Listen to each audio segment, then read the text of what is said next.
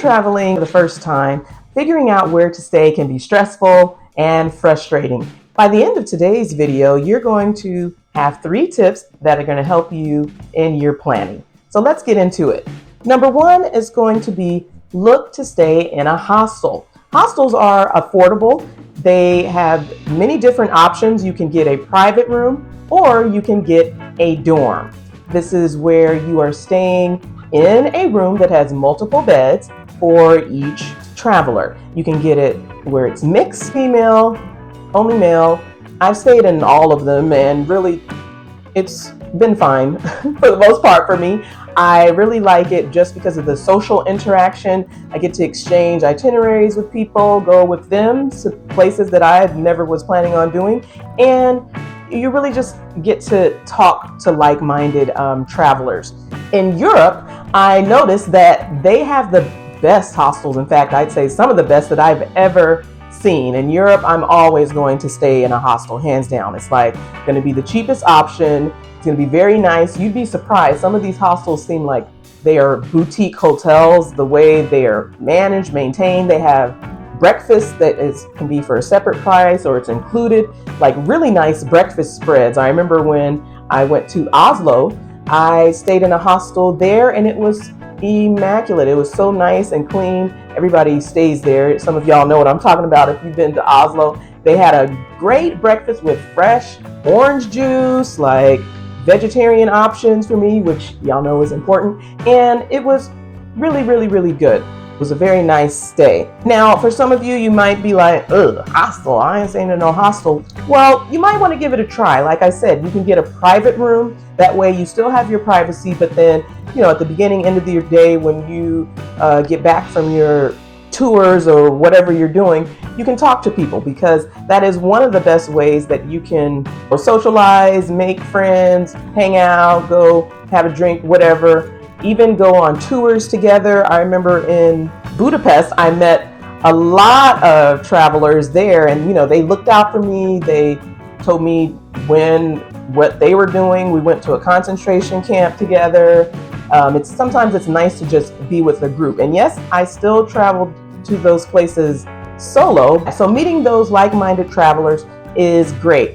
And again, if you aren't sure about that dorm style, you know, based upon your needs, what have you, you can always stay in a private room. The second tip, you want to look into staying in the city center. This is important because you're not going to want to waste a lot of time going back and forth if your accommodation is way out in Timbuktu somewhere. I remember I believe it was Sofia, Bulgaria, I was in a hostel and it was really cool. It was nice, but for some reason I felt like it was far out from everything. I had to keep taking taxis to get back and forth, and it wasn't that the hostel was bad. It was just so far out. I was like, man, I'm not doing this again. I need somewhere that's not in the cut. I want to be central to the attractions. So try to look out for the city center. Usually it's going to be a more policed area.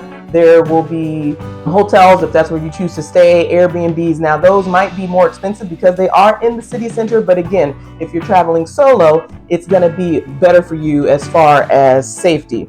You're also going to be close to public transport. Rome, they have the Termini train station that is central. You can go to Naples and you are doing that by train. Everything's there. They have the metro. You have Colosseum. Like Rome is a good example of why you want to stay in the city center. They even had vegan restaurants that were like right around the corner. So staying in the city center is going to be beneficial for you when you are planning your lodging. Even if the place looks, you know, super nice, unless you aren't planning to see the sights or tourist attractions, you just want to stay in your place and lounge, relax. Like it's not a vacation where you want to see things. You just want to, you know, take a rest and not do anything. That's fine too. Then you go far out and then just go from the airport to your place and your place back to the airport. For me, I like to do as much as I can, see all the things, do all the things. So I can do that if I'm staying in the city center. And the last tip is going to be to please, guys, do your research. I see now with social media, sometimes there are people advertising their places to stay. You don't want something in the Fire Fest. I know that's for a festival, but this could also apply to accommodation.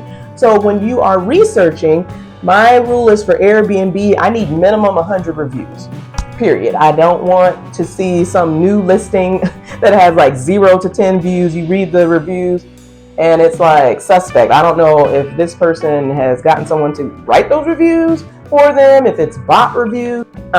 I need minimum 100, and even better if it's Airbnb, I use Airbnb Plus. When I went to Rio, this is what I did. I had Airbnb Plus, the service provided by the owner. You know, I had access to the concierge. They had me on camera, you know, just watching me, making sure that I was okay when I left the building. They were like, okay, we saw her, we opened the door for her, she went in a taxi, she's going to come back at around this time. Like, they really looked out. And no, I'm not saying there were cameras in the Airbnb. I'm talking about the concierge downstairs. She had it fully stocked. That's what I really like about Airbnb Plus. Like, you're going to have everything that you need. It was raining, she had umbrellas.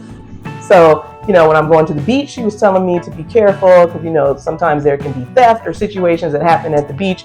I think that place was a 10 out of 10 just because I had that level of, it was fully stocked, and just I felt safe as far as the place that I was staying with Airbnb Plus. I also would advise you to look up Hostel World. They have all of the reviews for specific hostels depending on the city that you enter. Always read the reviews, and you want to filter it by the current year because you don't know if management has changed, maybe the location is not there anymore. Stay in the current year and you can filter those out.